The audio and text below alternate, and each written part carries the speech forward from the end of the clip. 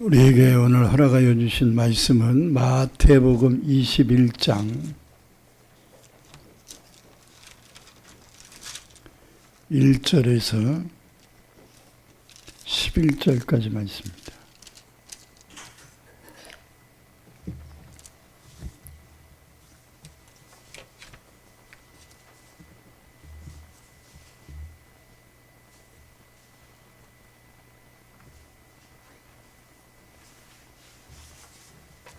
마태복음 21장 1절에서 11절까지 말씀입니다.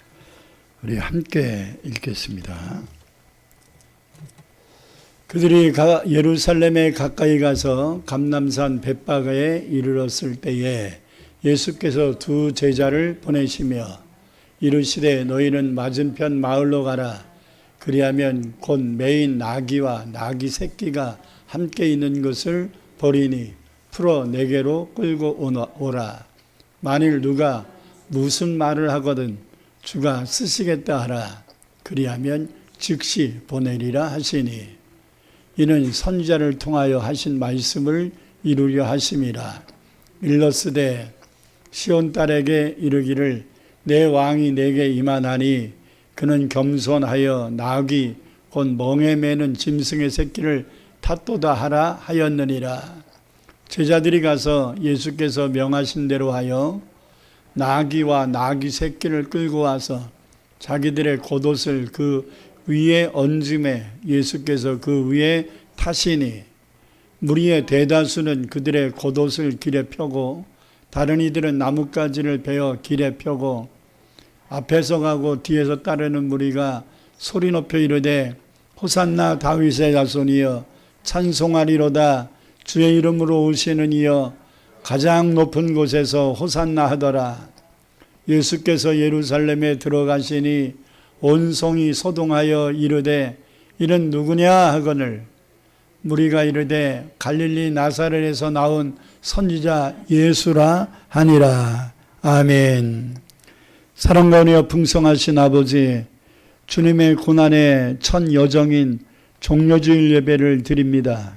하나님께서 오늘도 우리에게 허락하신 귀한 말씀의 뜻을 깨달아 주님이 왜 예루살렘 성에 들어가셨는가를 확실히 알 수 있는 복된 시간 되게 하시고 주님이 고난의 길을 걸어가신 그 여정의 발자취를 이번 한 주간 우리가 뒤쫓아갈 수 있도록 인도하여 주옵소서. 부활해 주심을 주님을 바라보며 고난을 향하여 행진하신 주님의 뒤따르는 우리의 모든 삶이 영광스러운 삶이 될 수 있도록, 감사하는 삶이 될 수 있도록, 기쁨의 삶이 될 수 있도록, 후회를 남기지 않는 삶이 될 수 있도록 인도하여 주옵소서. 여러 가지 사정과 형편으로 나오지 못한 성도들 일일이 기억하여 주시고 어느 곳에 있든지 오늘 거룩한 성이름을 잊지 않게 하옵소서. 예수님의 이름으로 간절히 기도드립니다. 아멘. 오늘은 예수님께서 예루살렘 성에 입성하신 날을 기념하는 종려주일입니다. 예루살렘 성을 입성했으면 예루살렘 주일 뭐 이러면 되는데 입성주일 그러면 되는데 왜 종려주일이라고 했을까?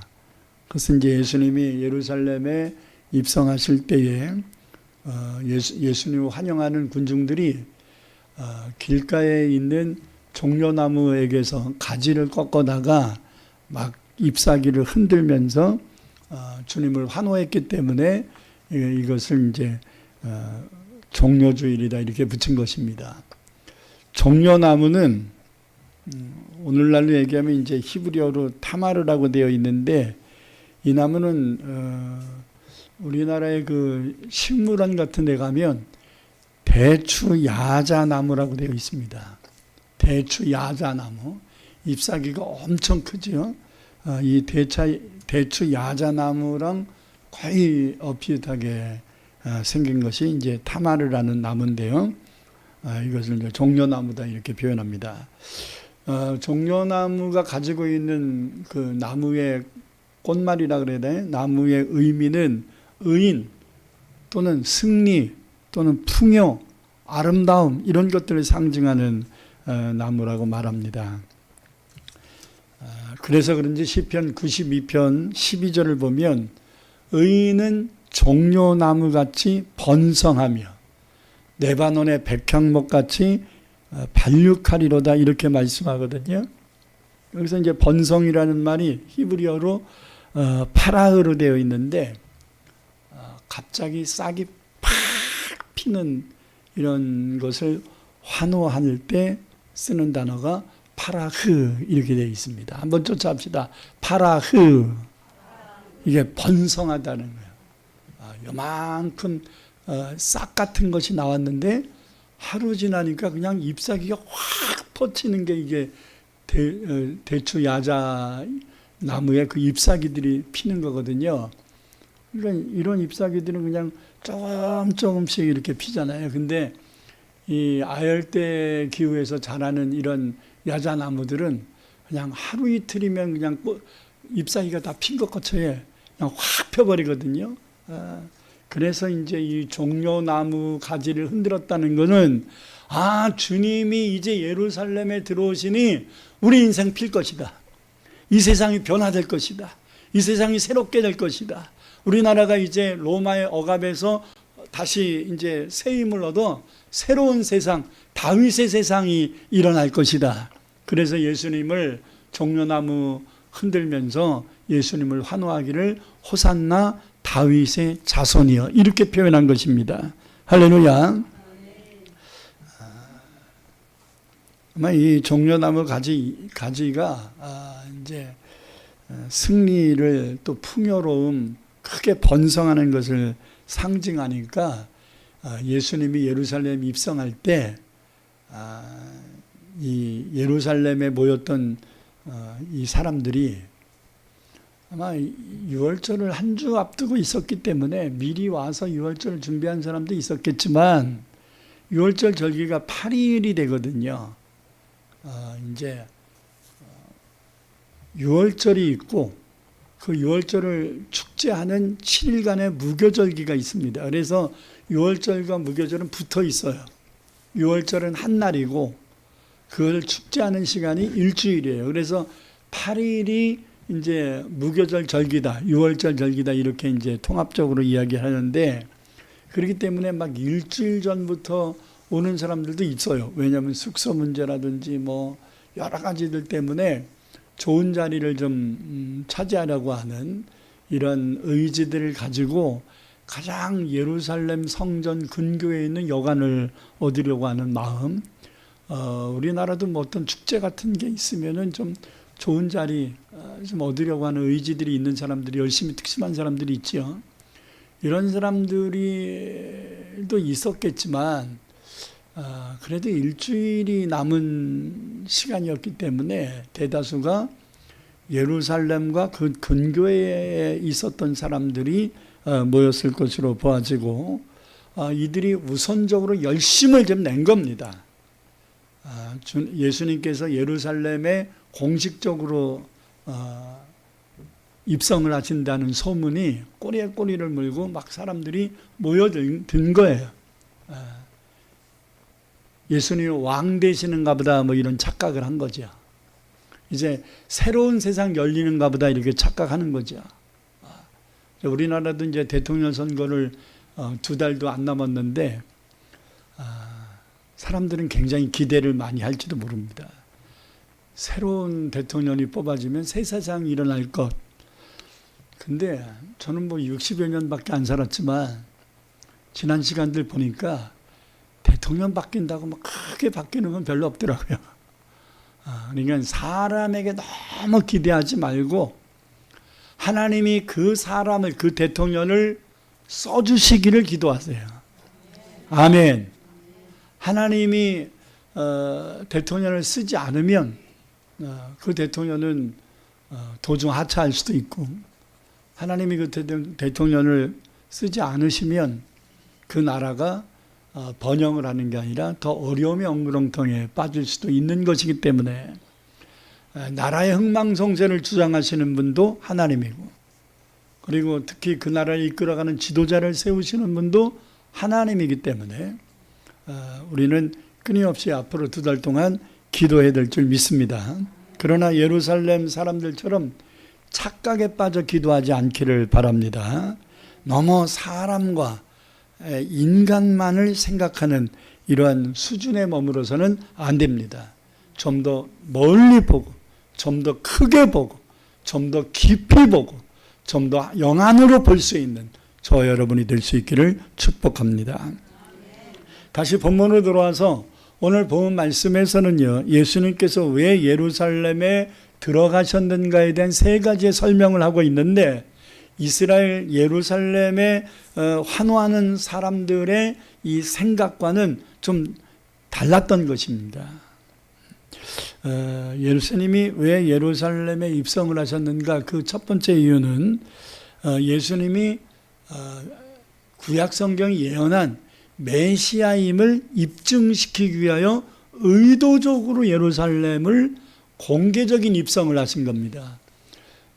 저는 신약 성경을 지난 17년, 18년 동안 신학교에서 강의를 해왔는데, 성경을 연구해 보니까 예수님이 공생의 3년 6개월 동안 예루살렘을 들어가시는, 성전을 들어가시든지 간에 어쨌든 예루살렘 성 안으로 들어가신 것을 최소한 8번 정도 된다라고 알려집니다. 근데 그동안 7번을 들어가시지 않았습니까? 근데 왜 이번 8번째 입성하는 이런 예루살렘 들어가는 이 시간을 이 사람들은 이렇게 환호를 했을까? 했을 때는 그들이 나름 생각하는 거 있지만 그게 중요한 게 아니에요. 사람들이 예수님을 어떻게 생각하느냐가 중요한 게 아니라 예수님이 왜 들어가셨느냐, 왜 공개적으로 들어가셨느냐, 그게 중요한 거예요. 그 의미를 깨달으라고 공식적으로 오늘 종료주일이다 이런 특별 예배를 드리는 것입니다. 그 이유가 뭐라고요? 메시아임을 나타내기 위함, 구원자임을 나타내기 위함이다라는 거예요. 오늘 본 말씀이 그것을 말씀해 주고 있습니다. 다 같이 본문 1, 2절을 읽겠습니다. 그들이 예루살렘에 가까이 가서 감람산 벳박에 이르렀을 때에 예수께서 2 제자를 보내시며 이르시되 너희는 맞은편 마을로 가라. 그리하면 곧 매인 나귀와 나귀 새끼가 함께 있는 것을 보리니 풀어 내게로 끌고 오라. 이렇게 말씀합니다. 그랬더니 이제 제자들이 끌고 오지요. 6절에서 9절까지 말씀 보겠습니다.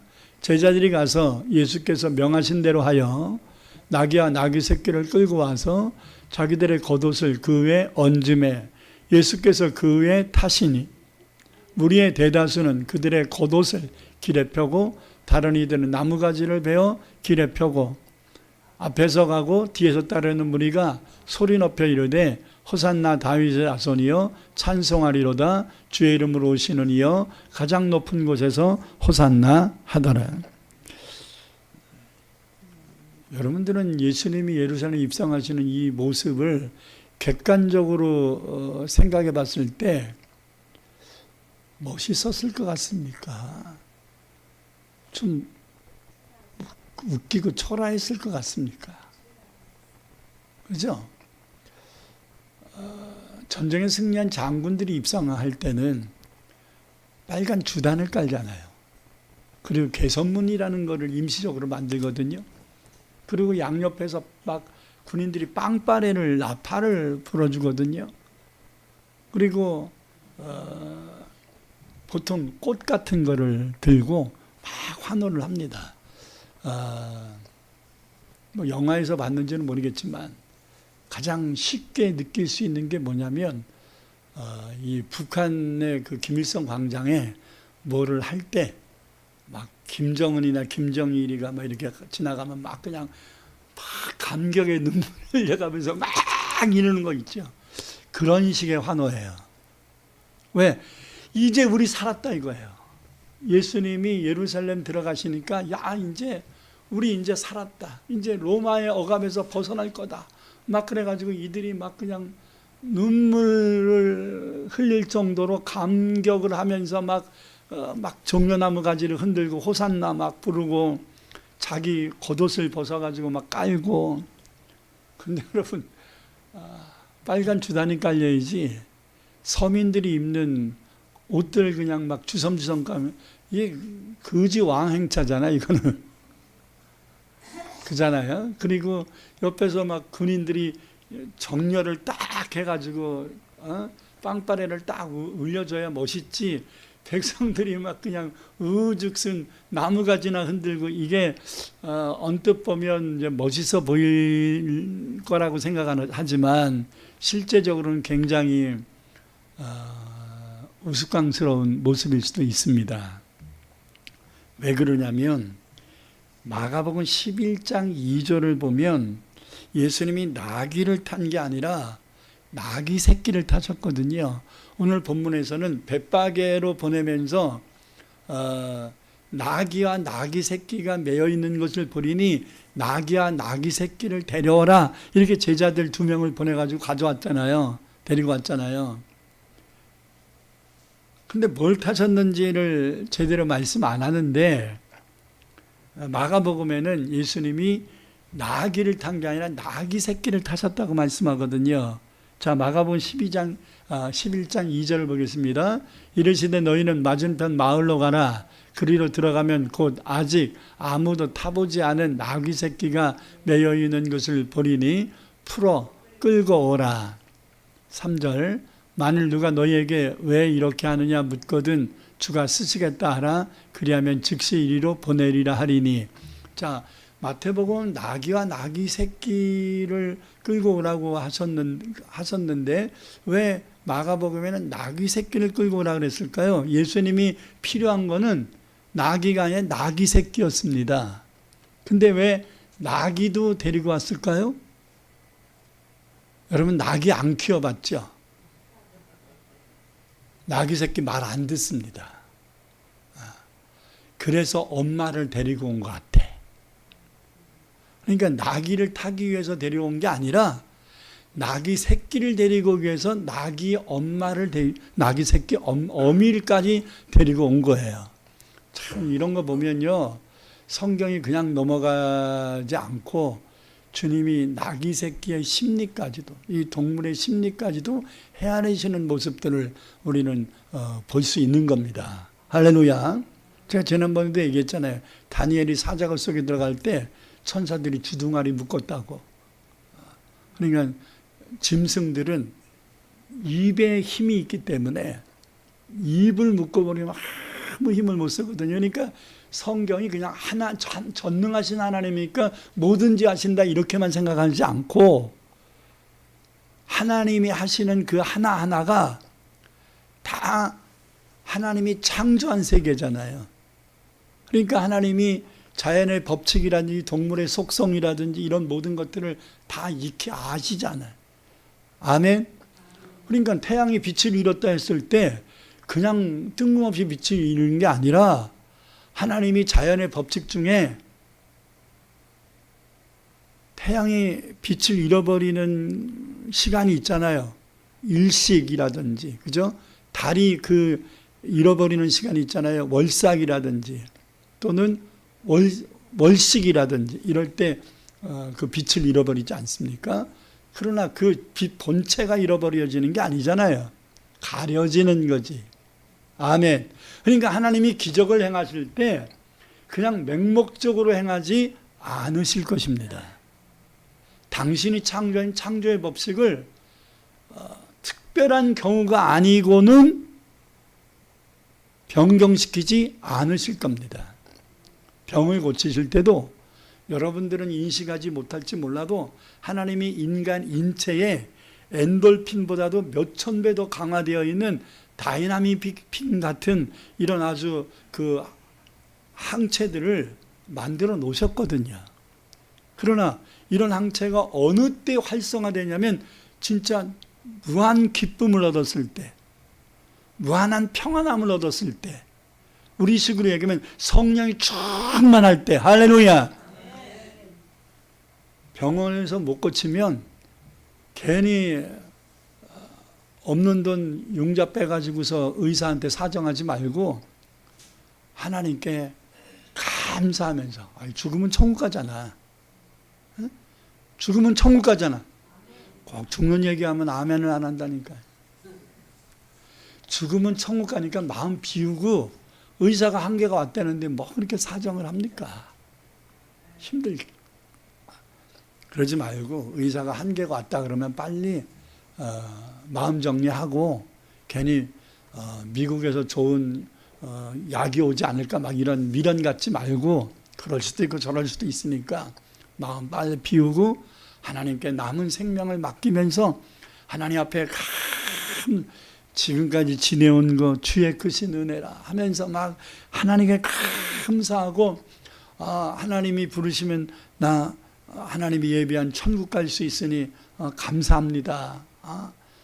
내 마지막 시간이 취해지지 않게 하옵소서 하면서 하나님 앞에 막 찬양하고 한 번에 더 예배드리고 막 이런 시간으로 시간을 보낼 수 있길 바랍니다. 아멘. 그냥 꼴딱꼴딱 할 때까지 그냥 의사한테 의지하다가 천국 준비 하나도 못하고 그냥 죽어서 천국 갔을 때 와봤더니 천국이야. 그러니까 준비 없이 가면 얼마나 창피하겠어요? 천국은 준비해서 가야 됩니다.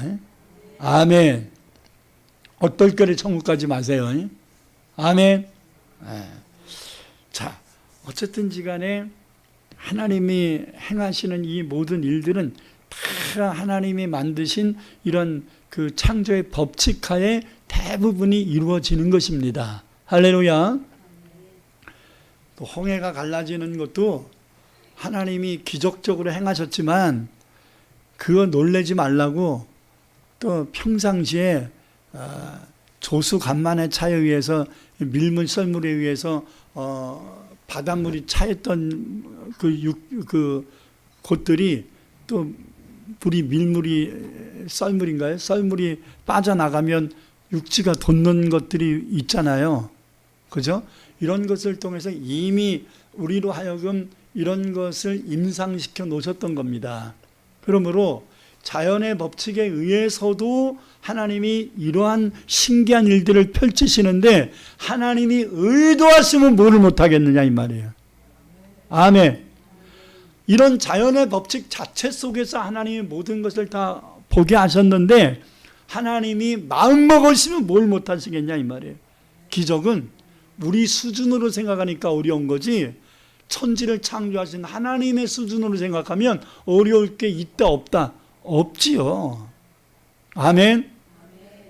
하나님이 하시면 됩니다. 자, 그래서 7절을 마가복음 11장 7절을 보면 나귀 새끼를 예수께로 끌고 와서 자기들의 겉옷을 그 위에 얹어 놓음에 예수께서 타시니 뭘 탔다고요? 나귀 새끼를 탔다는 거예요. 자, 예루살렘 백성들이 이렇게 예수님이 나귀 새끼를 타고 예루살렘으로 들어가시는 것을 보고 호산나라고 외치며 따랐던 이유를 오늘 본문 4절과 5절에서 분명히 말씀합니다. 이는 선지자를 통하여 하신 말씀을 이루려 하심이라. 이는 선지자를 통하여, 지금은 마태복음으로 가셔야 됩니다. 마태복음 21장 4절. 이는 선지자를 통하여 하신 말씀을 이루려 하심이라. 이르시되 시온 땅에게 이르기를 내 왕이 내게 임하나니 그는 겸손하여 나귀 곧 멍에 매는 짐승의 새끼를 탔도다 하라 하였느니라. 아멘. 예수님이 이 땅에 오시기 약 400년 전에 예언했던 스가랴 선지자가 스가랴 9장 9절에서 예수님이 예루살렘에 입성하실 거에 대하여 예언을 했어요. 400년 전에 예언을 한 거예요. 그때 멍에를 매는 짐승, 멍에를 매는 짐승을 이제 나귀인 거죠. 나귀의 새끼를 탔도다 하라. 이렇게 예언했단 말이에요. 그래서 이스라엘 백성들은 이 스가랴의 예언을 메시아의 예언이라고 믿고 있었기 때문입니다.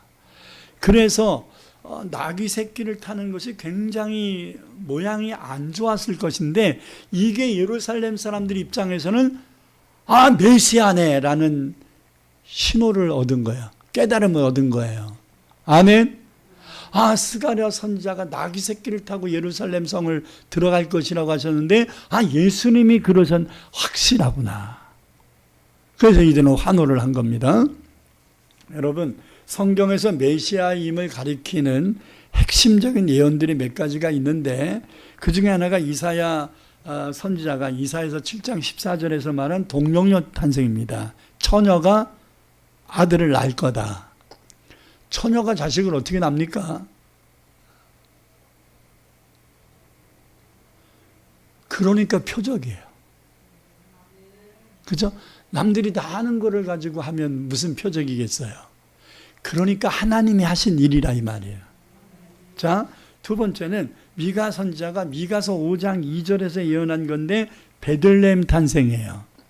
베들레헴은 보잘것없는 조그만 성인데 여기서 예수님이 탄생할 거라는 거예요. 근데 이 베들레헴 탄생을 하면서 우리가 누가복음 2장을 보니까 예수님이 어디에 있을 거라는 거예요. 베들레헴 어디에 있을 마구간에 구유에 누워 있는 것을 보리니 이것이 표적이니라 이렇게 말씀하거든요. 구유, 말밥통. 아이가 태어나면 안방에다 따뜻한 방에다 해야지 왜 마구간 말밥통에다가 구유에다가 놓니? 그게 표적이라는 거예요. 할렐루야. 자, 좀 상식적으로는 일반적이지 않습니다. 하나님의 저는 이러한 것이 하나님의 위트다 이렇게 생각합니다.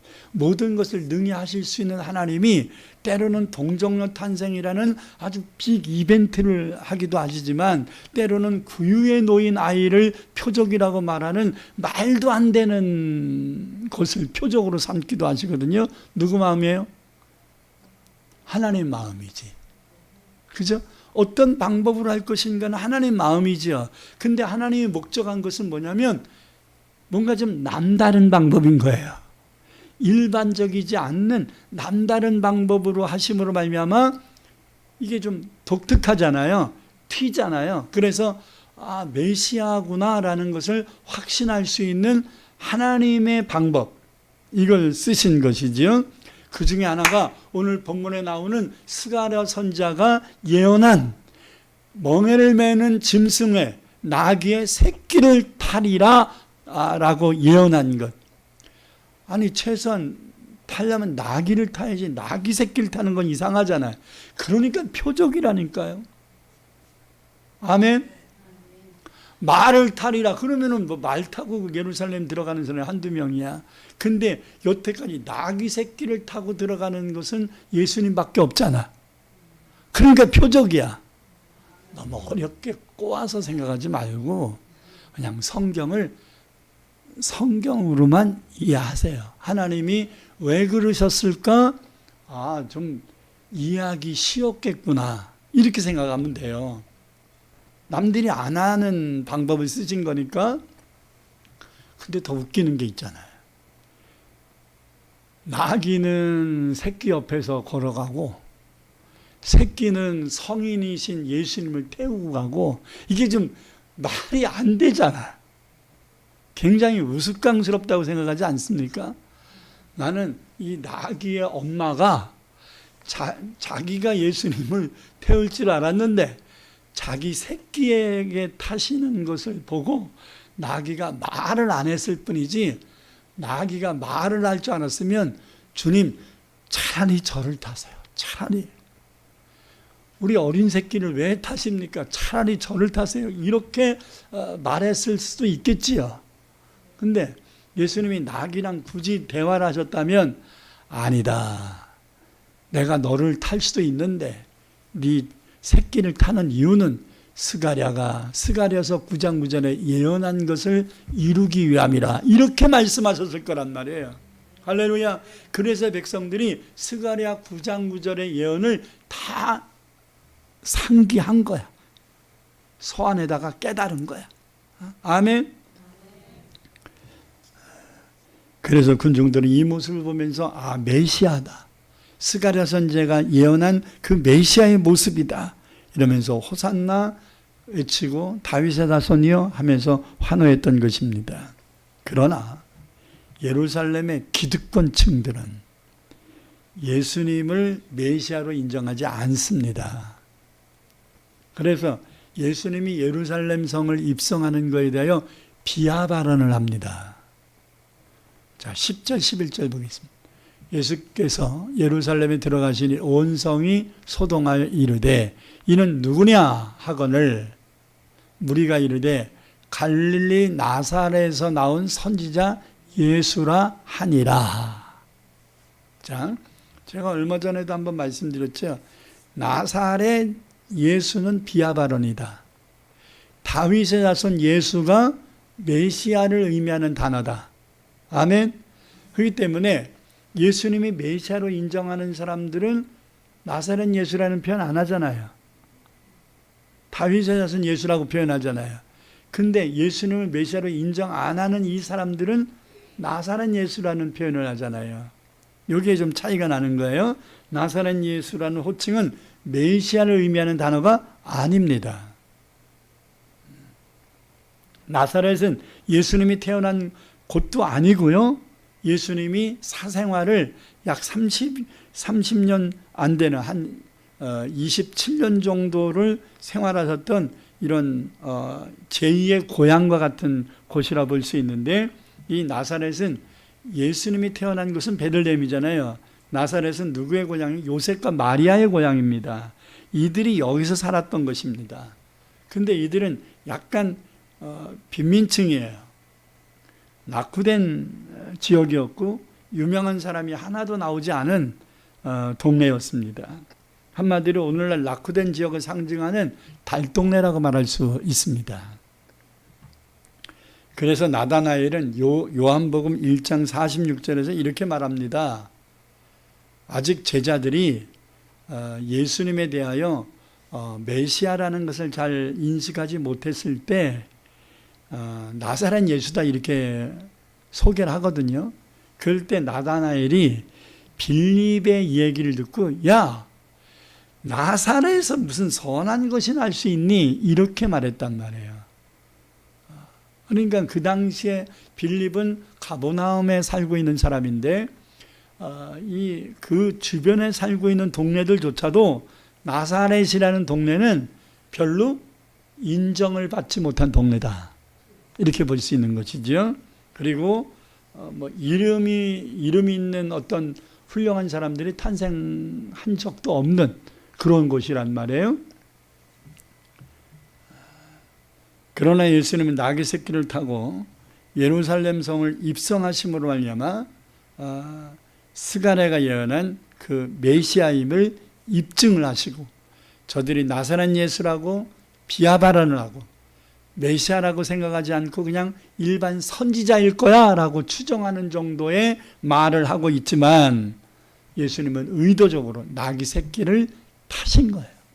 자, 마태복음 2장에도 서기관들이 메시아가 어디서 태어날 거냐라고 동방박사들이 문의를 했을 때 헤롯이 서기관들을 불러다가 묻잖아요. 그럴 때 서기관들은 즉답을 합니다. 고민도 안 해요.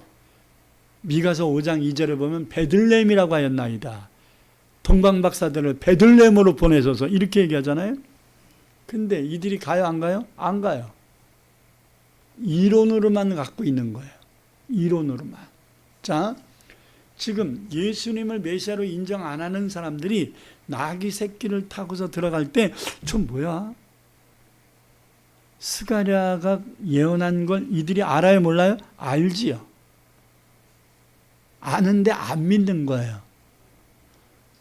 그러니까 서기관들이나 이런 그 기득권층들이 예수님에 대하여 예언된 것을 몰라서 그러는 게 아니라 알지만 안 믿는 거예요. 아멘. 그게 문제입니다. 여러분 기적을 베풀고 말씀이 성취되고 그렇게 하면 다 믿을 것 같지요? 믿는 사람이 많아요? 안 믿는 사람이 많아요? 안 믿는 사람이 많아요. 여러분들이 기적을 체험했다고 간증하잖아요? 그럼 믿는 사람들은 도전을 받고 부러워합니다. 아우 나도 저런 응답 받았으면 좋겠다 이렇게 생각합니다. 근데 안 믿는 사람들은 에이 그냥 됐겠어. 옛날에 먹었던 한약 먹은 게 약발이 받았겠지. 이런 식으로 얘기한다고. 안 들어봐서 몰라요?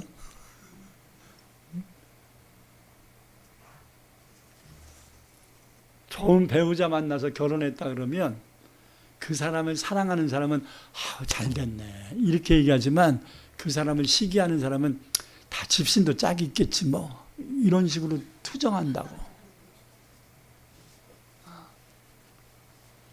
거기다 더 이 소가리가 되는 사람들은 뭐라 그러냐면 가봐야 알아. 오래 살지 안 살지. 결혼식 와가지고 맛있는 음식 먹으면서 왜 벌써 이혼할지도 모른다는 얘기를 합니까? 소가리를 버리세요. 어? 그 썩어 빠진 소가리를 뽑아내세요. 아멘. 말씀이 성취되는 걸 말씀이 이루어지고 있구나 인정해야 될 거 아니야. 아멘. 여러분 안 믿는 자를 보시고 하나님이 일하진 않으시겠죠. 믿든 안 믿든 그것은 우리의 속 아니고 하나님은 약속의 예언의 말씀을 성취하고 계시는 것입니다. 오늘도 우리가 영안이 어두워서 하나님이 일하고 계시는데 하나님이 여러분에게 주신 말씀을 성취하고 계시는데 여러분들은 빈정대고 있을 수도 있다는 거예요. 부정적으로 생각할 수도 있다는 거예요. 딴 생각하고 있다는 거예요. 하나님이 하고 계시는데 인간의 표현을 하고 있을 수도 있다는 거예요. 여러분들은 예루살렘의 이 불신자들 되지 않기를 축복합니다. 자, 두 번째로 예수님이 왜 예루살렘에 들어가셨을까? 오늘 본문 다음 말씀을 보면 예루살렘 성에 들어가서 제일 먼저 하신 일이 뭐냐면 성전의 채찍으로 장사하는 자들을 내쫓으신 청결케 하신 겁니다. 성전을 청결케 하신 거예요. 다 같이 오늘 본문 12절에 13절을 읽겠습니다. 본문 다음 절이죠. 예수께서 성전에 들어가사 성전 안에서 매매하는 모든 사람들을 내쫓으시며 돈 바꾸는 사람들의 상과 비둘기 파는 사람들의 의자를 둘러 엎으시고 그들에게 이르시되 기록된 바 내 집은 기도하는 집이라 일컬음을 받으리라 하였거늘 너희는 강도의 소굴을 만들었노라 하시니라. 여러분 이 일은 예루살렘 성전이라고 채찍질 하신 것은 성경에 두 번 기록되어 있습니다. 하나는 예수님의 사역 초기, 공생의 초기에 요한복음 2장 13절, 17절을 보면 똑같은 말씀이 나와요. 그리고 오늘 본문은 예수님이 사역 초기가 아니죠. 사역 말기 고난주간 첫날이잖아요. 그죠? 근데 똑같이 성전이에요. 그러니까 예수님의 공생의 시작과 끝에 예수님이 성전을 뒤집어 엎는 일을 두 번 하신 거예요. 왜 한 번 더 하셨는지 이해하시겠죠? 3년 6개월이 지났는데 아직도 안 바뀌는 거야. 아직도. 자, 예수님이 세 번째 직접 하지 않으시고 로마 군병을 통하여 하신 게 뭐예요? 성전 청결 작업이 AD 70년에 로마의 장군 티토스에 의해서 예루살렘 성전을 돌 위에 돌이 남지 않도록 없애버리신 거예요. 자, 첫 번째 청결 작업을 하셨어요. 3년 6개월이 지나서 십자가 지시기는 또 한 번 뒤집으셨어요. 근데 안 바뀌어. 그러니까 세 번째는 로마 군병들을 보내줘서 성전을 없애버리신, 지금까지 그때 없어진 게 지금까지 없어요. 아멘. 이것을 그냥 생각하면 안 됩니다. 하나님의 성전이, 교회가 그 영적 기능을 다했다는 것을 계속 반복하여 질책하고 계셨던 겁니다. 예루살렘 성전은 더 이상 하나님의 집이 아니고 뭐가 됐다? 강도의 소굴이 됐다. 강도는 자기가 수거하지 않은 물질을 강취하는 것, 이런 일을 하는 사람을 강도라 그러잖아요. 여러분, 재물은 자기의 수고로 해서 드려야 돼요. 여러분 뭐 하나님께 드리는 제물이 송아지, 염소, 양, 비둘기 요 네 종류거든, 대표적인 것이. 근데 여러분 송아지 파는 자, 염소 파는 자, 양 파는 자는 있었겠는데 여기 안 나오고 왜 비둘기 파는 자만 대표적으로 나올까요? 돈 바꾸는 자와. 이것에 저는 뉘앙스가 좀 있다고 봅니다.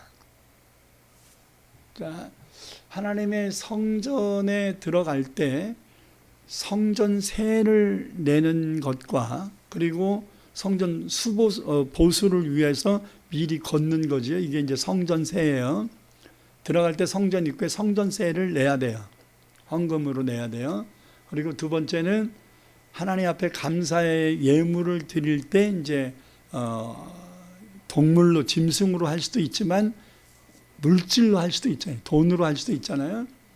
그럴 때 이제 제사장들이 뭐라고 규정을 바꾸냐면, 지금은 로마의 황제가 자기가 세상의 주인이라고 주장을 하니 황제의 화상, 얼굴이 그려져 있는 동전을 하나님께 드릴 수 없다.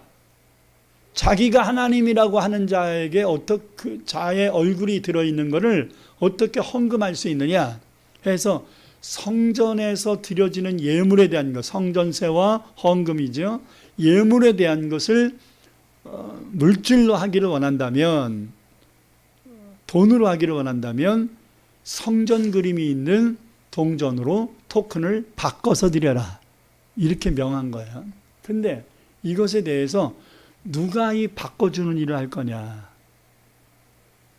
이게 이제 관건이 돼서 제사장들이 자기들과 좀 관계성이 있는 사람들에게 이제 이 일을 맡기는 거지요.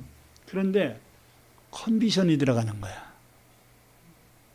돈 바꿀 때 100원의 가치와 100원의 가치를 바꿔야 동등한 거잖아. 100원의 가치의 동전을 150원의 가치로 바꾸게 만들어 놓은 거야. 그러니까 50원의 이득이 생기잖아요, 동전 하나에. 그러면 돈 바꿔주는 사람이 이득을 가졌을 때 그 돈 바꿔주는 일을 특정인에게 부여한 제사장과 대제사장은 커미션을 받아야죠. 이래서 제사장들의 부패가 시작이 된 거예요. 처음엔 좋은 의도였는데, 돈 바꾸는 일이 좋은 의도였는데, 좋은 목적이었는데 방법이 잘못되어 가서 강도들이 돼버린 거예요. 왜? 하나님께 예물 드리려고 하는 사람들의 돈을 뺏는 거잖아요, 지금. 자기들이 뭐 때문에 하나님께 드리는 예물을 자기들이 도중에 갈취하냐고. 이게 강도 아닙니까? 또 여러분, 송아지나 염소나 양은 먼 곳에서 와서 이제 가지고 오려면 번거로우니까 제사장들이 성전 근처에다가 판매하는 데를 지정해 놓고 여기서 사서 드리면 제물로 인정해 주겠다, 이렇게 한 거예요. 그렇지 않으면 집에서 갖고 와야죠. 집에서 갖고 오는 게 원칙이니까.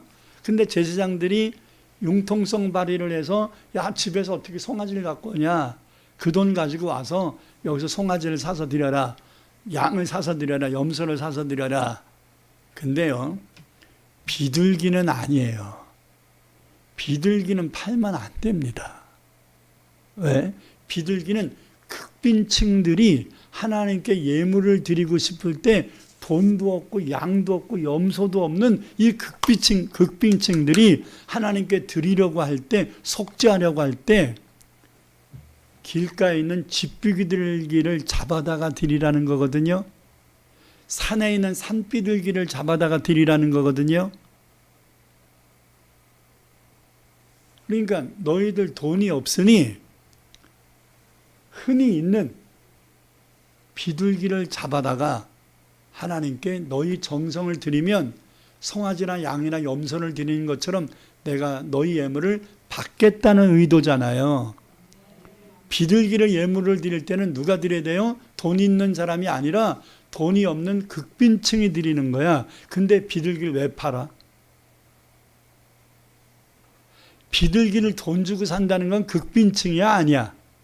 아니잖아.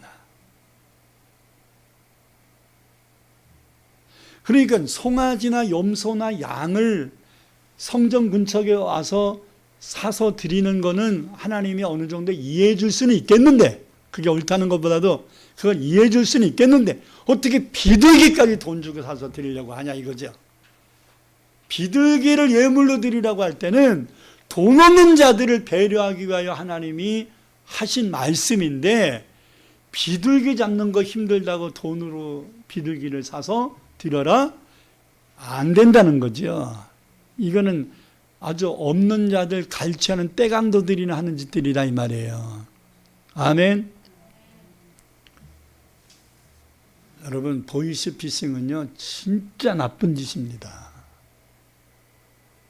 누가 돈을 빌리려고 해요? 돈 있는 사람이 빌려요? 없는 사람이 빌려요? 보이스피싱은 진짜 나쁜 놈들입니다. 이 어려운 사람들이 이 돈 자기가 은행에서 당당히 융자받을 수 있으면 뭐하러 이 사람들하고 통화를 해서 돈을 빌리겠어요? 그것도 막힌 사람들이잖아. 이런 사람들을 대상으로 사기를 친다? 이건 진짜 나쁜 일이에요. 이건 아주 강도야. 그러니까 보이스피싱 하는 사람들은 진짜 법을 강도들, 사람 때려 죽이 직전까지 가는 이러한 죄목으로 가야 돼. 이렇게 극단적인 어려움을 겪은 사람들을 대상으로 사기를 치는 것은 이건 진짜 나쁜 짓입니다. 마찬가지로 비둘기를 파는 건 이건 안 된단 말이에요. 안 드리는 게 낫지. 그래서 성전의 본질은 거룩성에 있는데, 정성에 있는 것인데 그 거룩성도 사라지고 정성도 사라지고 외식과 탐욕만이 있었을 뿐입니다. 이에 대하여 이사야는 이사야 1장 11절 15절을 통해서 이렇게 책망합니다. 함께 읽습니다. 여호와께서 말씀하시되 너희의 무수한 재물이 내게 무엇이 유익하뇨? 나는 순양의 번제와 살찐 짐승의 기름에 배불렀고 나는 수송아지나 어린 양이나 순염소의 피를 기뻐하지 아니하노라. 너희가 내 앞에 보이러 오니 이것을 누가 너희에게 요구하였느냐? 내 마당만 밟을 뿐이니라. 헛된 재물을 다시 가져오지 말라. 분양은 내가 가증히 여기는 바요 월삭과 안식일과 대회로 모이는 것도 그러하니 성회와 아울러 악을 행하는 것을 내가 더 이상 견디지 못하겠노라. 내 마음이 너희의 월삭과 정한 절기를 싫어하나니 그것이 내게 무거운 짐이라. 내가 지기에 곤비하였느니라. 더 이상 보고 싶지 않다는 거예요. 15절 너희가 손을 펼 때에 내가 내 눈을 너희에게서 가리고 너희가 많이 기도해도 내가 듣지 아니하리니 이는 너희의 손에 피가 죄가 가득함이라. 회개하지 않고 예배드린다? 정성을 담지 않고 예물을 드린다? 하나님은 필요 없다는 거예요. 하나님이 돈이 필요해서 여러분의 헌금을 원하시는 게 아니에요. 하나님이 외로워서 여러분 보고 만나자 그러는 게 아니라고요. 아멘. 여러분에게 하나님께 영광을 돌릴 수 있는 기회를 주는 것이고, 여러분께 하나님께 예배할 수 있는 기회를 주시는 것이고, 여러분에게 하나님이 은혜를 주실 수 있는, 축복을 주실 수 있는 기회를 주시는 것이지, 하나님이 여러분에게 것을 갈취하는 것은 아니라는 거예요. 아멘. 그러므로 억지로나 부득이함으로 하려면 안 하는 게 낫고, 안 하면서 자꾸 죄책감 가지려면 결단을 하고, 하나님을 잘못 섬기며 형식적이고 외식적인 제사, 예물을 드리면서 그 죄를 여기지 않는 이런 행태 더 이상 볼 수 없다는 것. 가식적인, 이제 더 이상 하나님 앞에 사지 육신 멀쩡한데 피곤하다는 핑계로 예배를 등한시한다든지 그런 자세는 이제 더 이상 갖지 마세요. 건강해서 예배 드리는 게 좋을 것 같아도 불편한데도 하나님께 예배 드리려고 하는 자세를 갖는 것이 더 하나님을 감동시키지 않을까? 있어서 많이 드리는 것보다 없는데도 과부의 두 냅돈처럼 하나님께 드리고 싶은 마음이 있어 드리는 게 더 하나님을 기쁘시게 하지 않을까요? 환경 탓하지 마세요. 환경을 배려하셔서 비둘기 드리라 그런 거잖아요. 아멘. 문둥병자가 문둥병 들렸기 때문에 주님께 가까이 갈 수 없어요. 그게 율법이에요. 근데도 죽더라도 나는 예수님께 기도 한번 하고 죽겠다. 이런 각오를 가지니까 예수님이 즉시 치료해 버리잖아요. 자존심 부릴 게 뭐 있어요. 예수님은 먼저 부패하고 썩어버린 성전을 청결케 하고 그런 다음에 십자가 지시려고 한 거지요. 그래서 예루살렘 입성을 하신 것입니다. 마지막 세 번째, 더 중요한 건 금방도 말했지만 예수님이 예루살렘 입성하신 궁극적인 이유, 가장 중요한 이유가 뭐예요? 우리 죄를 용서하기 십자가를 지시려고 예루살렘 들어가신 것입니다. 이 고난주간에, 이 종려주일에 예수님이 예루살렘 입성하신 다음에는 그 다음에 이제 갈릴리로 다시 올라가지 않아요. 한 주간 동안 예루살렘과 베다니를 왔다 갔다 하시면서 계속 예루살렘 안에 거하고 계세요. 이게 한 주간의 삶이에요. 이제 더 이상 왔다 갔다 안 하시고 이제 예루살렘과 그 옆에 동네인 베다니에 왔다 갔다, 베다니 마리아 아시죠? 나사로. 그 집에 왔다 갔다 하시면서 이제 십자가 지시는 준비를 하신 것입니다. 이 한 주간을 우리는 고난주간이라고 말합니다. 이 고난주간은 예수님께서 십자가의 고난을 준비하신 주간이에요. 한번 쫓아합시다. 예수님께서 십자가의 고난을 준비하신 주간. 그래서 우리는 내일부터 한 주간 동안 토요일도 합니다. 이런 특별 기도회 할 때는 이제 보통 저기를 하면 금요 철야를 하니까 이제 하잖아요. 근데 토요일 날은 안 하잖아요. 새벽 예배를 평상시에는. 근데 이런 특별 기도회 때는 토요일까지 하는 게 맞는 것 같습니다. 그래서 작년부터 그렇게 이제 바꾸기 시작했는데, 왜냐하면 철야가 저기 금요 기도회가 9시 반에서 10시 사이에 끝났잖아요. 집에 가면 아무리 늦어도 11시 안에는 들어가잖아요. 그죠? 근데 평상시에 여러분들이 11시 이전에 잠드는 사람 몇 명이나 되냐고. 어차피. 그죠? 테레비 보면서 11시에까지 있는 거나, 주에 전에 나와서 예배 드리고 집에 가서 11시 되는 거나, 시간은 똑같아. 그러니까 오늘은 철야했으니 내일은 뭐 안 해도 돼. 이게 평상시엔 그렇게 하더라도 이런 특별 기도할 때는 토요일까지 새벽 예배를 드리는 게 맞습니다. 아멘.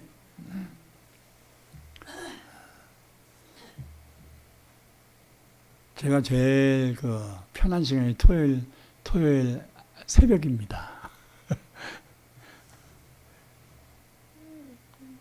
저도 인간이기 때문에 토요일 날 새벽 예배가 없는 시간이 특별한 일이 있지 않는 이상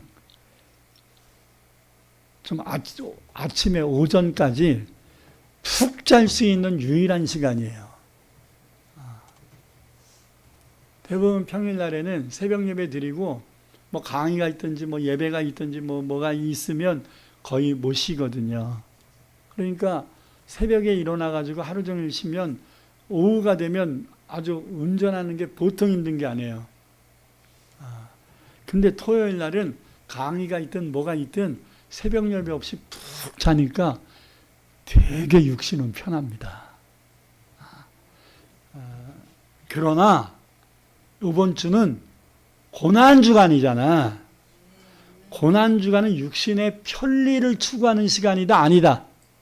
최소한 고난주간만큼은 육신의 편리를, 편안을 주장할 수는 없어야 하지요.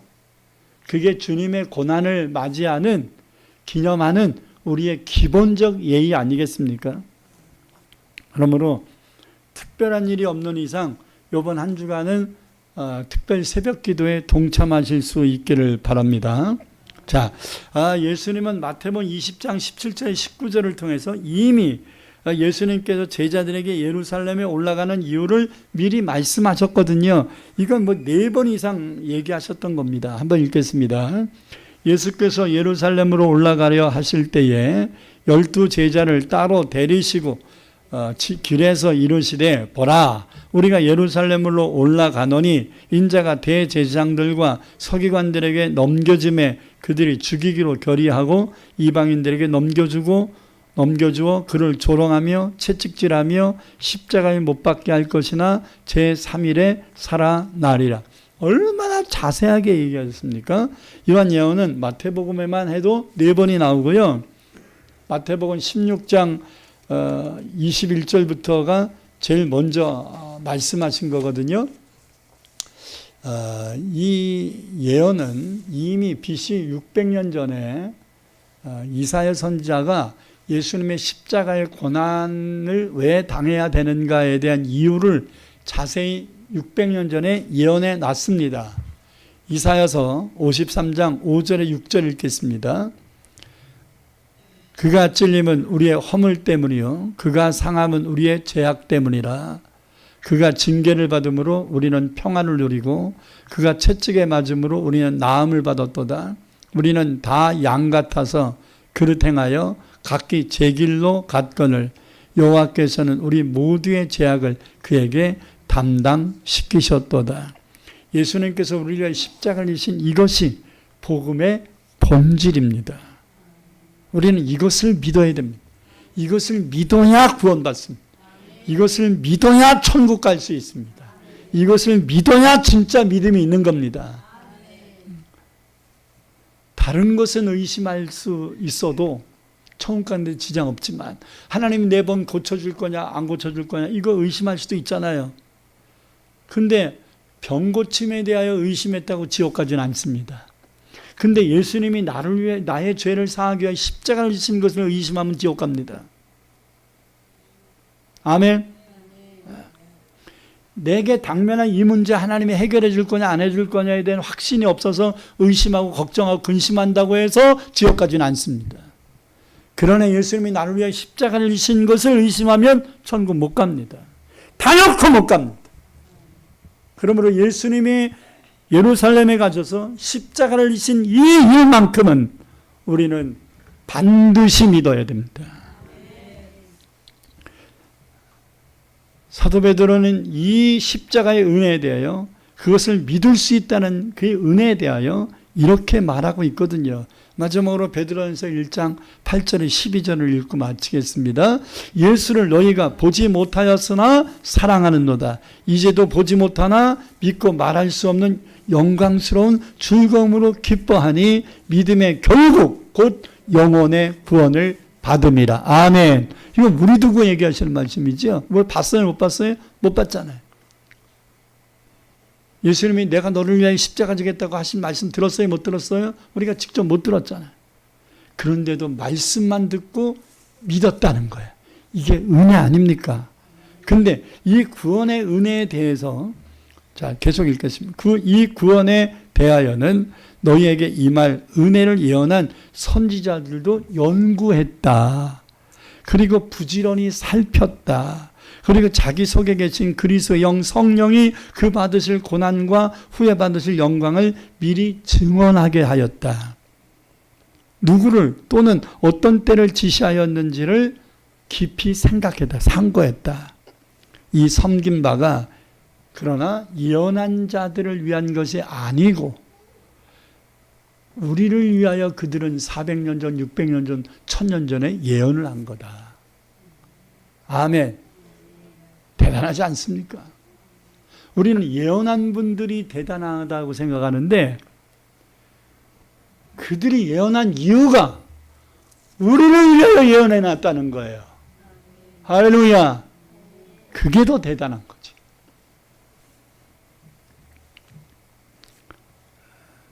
이 섬긴 바가 자기를 위한 것이 아니요 너희를 위한 것임이 계시로 알게 되었으니 이것은 하늘로부터 보내신 성령을 힘입어 복음을 전하는 자들로 이제 너희에게 알린 것이 천사들도 살펴보기를 원하는 것입니다. 천사들도 알았다는 거예요? 몰랐다는 거예요? 몰랐다는 거예요. 천사들이 십자가의 은혜가 필요해요? 안 해요? 천사들은 죄를 진 타락한 천사가 있고 죄를 안 짓고 하나님을 섬기고 있는 천사 두 부류밖에 없어요. 천사들에게는 십자가의 은혜가 적용이 안 됩니다. 하나님을 대적하고 타락한 천사는 그냥 지옥이에요. 죄 안 진 천사들은 여전히 그냥 천국에 거류합니다. 그러므로 죄 안 졌는데 무슨 십자가의 은혜가 필요해요? 죄 졌는데 이들의 죄는 용서할 의지가 하나님께 없어요. 천사들에게는. 그러니까 천사들은 예수님이 십자가를 지신 것과 관련이 없어요. 누구만 관련이 있어요? 인간만 관련이 있어요. 근데 누구만 믿는 자에게만 관련이 있다고요. 동물도 필요 없어요. 예수님은 동물들을 위하여 십자가 지지 않으셨어요. 어떤 분들은 우리 집 강아지를 내가 20년 키우고 죽었는데 천국 갔을까 이렇게 묻는 사람도 있는데 동물은 영이 있다 없다? 없으니까 천국이 필요하다? 필요 없다. 필요 없다. 살 만큼 살다가 간 거야. 그래서 전도서에서 동물은 땅으로 내려가고 사람은 위로 올라간다 이렇게 표현하는 거죠. 아멘. 동물은 소멸이야. 인간은 하나님이 생기를 주셨기 때문에 영을 주셨기 때문에 하나님께로 가야 되는 거고. 아멘. 자, 말씀을 마치겠습니다. 이 고난주간의 첫날인 이 종료주일은 예수님이 예루살렘을 들어가신 것인데 그 이유가 뭐냐면 스가랴 선지자가 예언한 것을 성취함으로써 그리스도임을 입증하기 위하여 일부러 나귀 새끼를 타고 들어가신 것이고 또 하나는 예수님이 우리를 위하여 구원자가 되신다는 사실을 보여주고 말씀하기 위하여 우리의 죄를 사하시기 위하여 십자가를 지신 거잖아요. 그런데 죄가 뭔지를 알아야 될 거 아니에요. 이 죄악에 뒹굴어 살고 있는 우리들의 죄를 인식시키기 위함인데 그것을 대표적으로 성전에 들어가서 예배는 제사는 드린다고 하면서 예물을 드린다고 하면서 이 강도의 구례를 만들어버린 그 당시의 사람들을 뒤집어 엎어서 질책함으로 통해서 성전을 청결케 하고 하나님의 거룩성을 회복케 하는 일을 하시려고 들어가신 것입니다. 그리고 궁극적으로는 뭐예요? 십자가 지셔서 우리 죄를 용서하시고 구원의 길을 열어주시려고 들어가신 겁니다. 할렐루야. 이 말씀에 입각해서 우리는 한 주간 동안 새벽 예배를 드리면서 우리는 주님의 이 고난주간의 한 주간의 발자취를 하루하루 밟겠습니다. 자, 주보에 나눠드린 고난주간 묵상집이라는 팜플렛이 있죠. 접혀져 있는 거. 이거를 이제 새벽에 오실 때 갖고 오세요. 그리고 만약에 새벽 예배를 못 오시는 분들은 요것을 매일마다 오늘이 1번이죠. 예루살렘 입성이니까 첫날이에요. 내일이 둘째 날이에요. 성전 청결하게 하심. 이 내일 2번부터 우리가 새벽에 말씀을 듣고 묵상하고 기도하는 시간을 갖도록 하겠습니다. 만약에 못 오시는 분들은 오늘이 1번이고 내일이 2번입니다. 그러니까 그날의 내용을 읽고 집에서 꼭 묵상할 수 있길 바랍니다. 오는 것을 원칙으로 하시되 못 오시는 분이나 못 온 날은 이것을 가지고 하시길 바랍니다. 기도하겠습니다. 사랑의 주님, 주님이 우리의 죄와 허물을 사하시기 위하여 구약 선지자들이 예언한 그 예언을 성취하시려고 예루살렘에 입성하셔서 십자가를 준비하셨습니다. 그 첫날 종료주일을 맞이하여 그 종료주일의 참된 의미, 예수님이 나귀 새끼를 타고 예루살렘에 입성하셨던 세 가지 의미를 우리가 되새겨 보았습니다. 평생 동안 잊혀지지 않는 말씀 되게 하옵소서. 그리고 앞으로 한 주간 동안 주님의 고난의 발자취를 추적하고 따르고 순종하게 하옵소서. 예수님 이름으로 기도드립니다. 아멘.